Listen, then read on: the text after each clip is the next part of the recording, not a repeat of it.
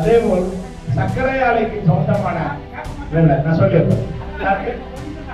அதேபோல் சர்க்கரை ஆலைக்கு சொந்தமான நான் சொல்லிடுறேன்.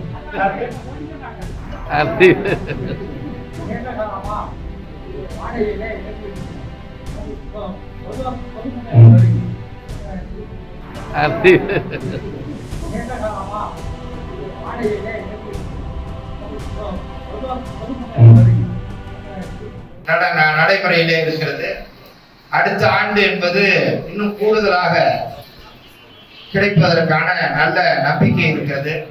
எனவே விவசாய பெருமக்கள் கூடுதலாக சாகுபடி பரப்பை அதிகரிக்கிற போது நிச்சயமாக உங்களுக்கு இந்த 4000 ரூபாய் டன் ஒன்றுக்கு என்பது எளிதாக கிடைக்கும். அதற்காக தான் உங்களுடைய சாகுபடி பரப்பையும் கொஞ்சம் அதிகப்படுத்த வேண்டும் என்று கேட்டுக்கொள்ள வந்திருக்கிறோம். எனவே இங்கே வருகின்ற அனைவரின் சார்பாகவும் கேட்டுக்கொள்கிறேன், சாகுபடி பரப்பையும் அதிகப்படுத்துங்கள். ஒவ்வொரு ஊராட்சியிலையும் நம்முடைய வருகின்ற விவசாய பெருமக்கள் அதற்கான முயற்சியினை மேற்கொள்ளுங்கள்.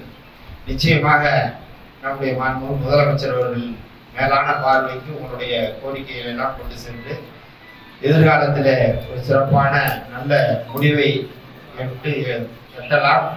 உங்களுடைய விவசாயிகளுடைய கோரிக்கைகளை கனிவோடு என்னுடைய மாண்புமிகு முதலமைச்சர் அவர்கள் பரிசீலிப்பார்கள் என்று இந்த நேரத்தில் தெரிவித்து, நம்முடைய இந்த மாவட்டத்தினுடைய பொறுப்பு அமைச்சர் அவர்களும் நம்முடைய விவசாய சர்க்கரை ஆலையும் லாபத்துக்கு வரும், நமக்கும் போதிய கரும்பு கிடைக்கும். ஆகவே குறித்த காலத்தில் மில் அறவையை தொடங்குவதற்கு தொடர்ந்து ஆவணம் செய்யுமாறு உங்களை அன்போடு கேட்கறதெல்லாம் கொடுக்கின்ற நம்ம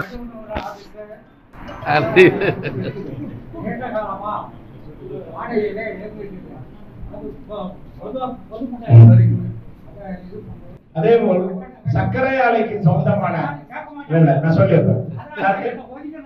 சர்க்கரை ஆலைக்கு சொந்தமான கடவுளூர்ல இருக்கிற ஒரு ஆபீஸ் வந்து பிரைவேட் பில்டிங்ல இருக்குன்னு சொல்றாங்க.